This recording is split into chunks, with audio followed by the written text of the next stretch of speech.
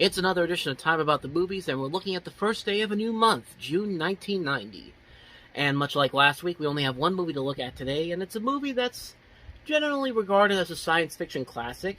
It is Paul Verhoeven's directorial effort, Arnold Schwarzenegger starring in it. It's Total Recall.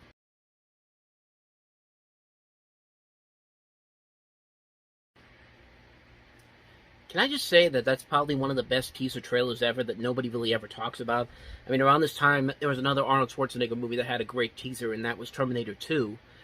But that teaser for Total Recall was actually pretty awesome. Like, I really like the way that Schwarzenegger is filmed from, like, the upper part of the camera, and he's just slowly but surely turning over to the looking down on the bottom of the screen. It's like it's a great little trailer that I think a lot of people don't really talk about all that much, but it's pretty damn good. So.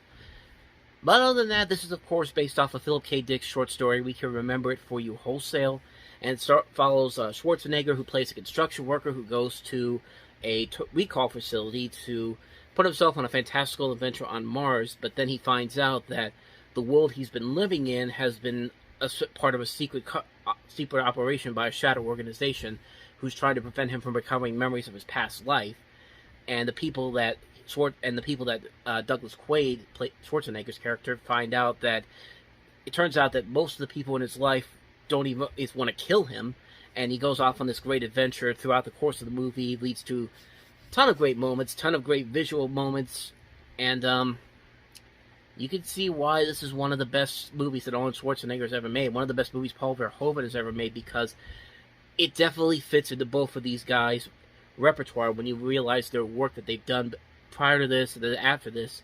Of course, Paul Verhoeven also did RoboCop. There's a lot of visuals in this that are definitely reminiscent of RoboCop, and some of the visual effects of this movie are still amazing. This movie is over 30 years old, and it still holds up visually on many parts. There are lots of scenes in this movie you can watch and be like, that's actually pretty impressive the way they were able to do that. There are moments in here that are over the top and silly, but they're kind of hilarious, even nightmarishly hilarious.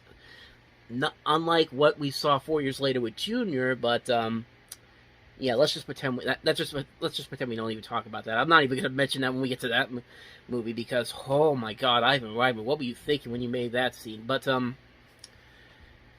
yeah, the movie Total Recall is a very good movie.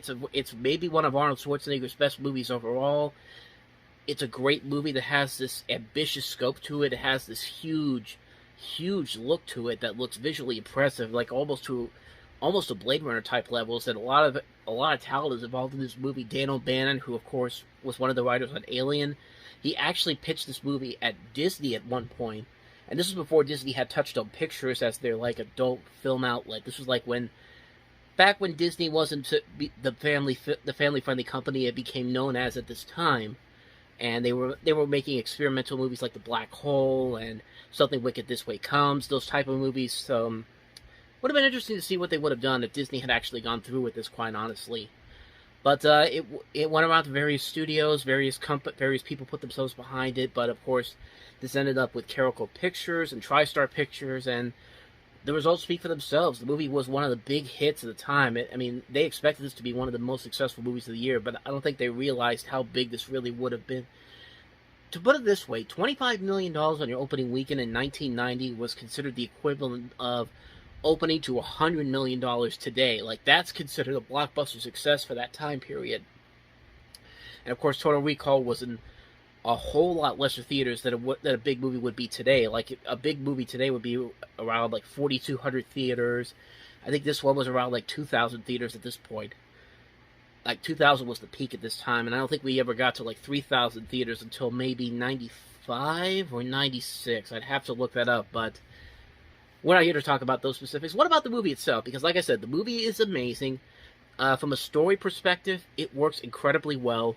The writing here is very good. It has a great balance of comedy and dramatic elements to it.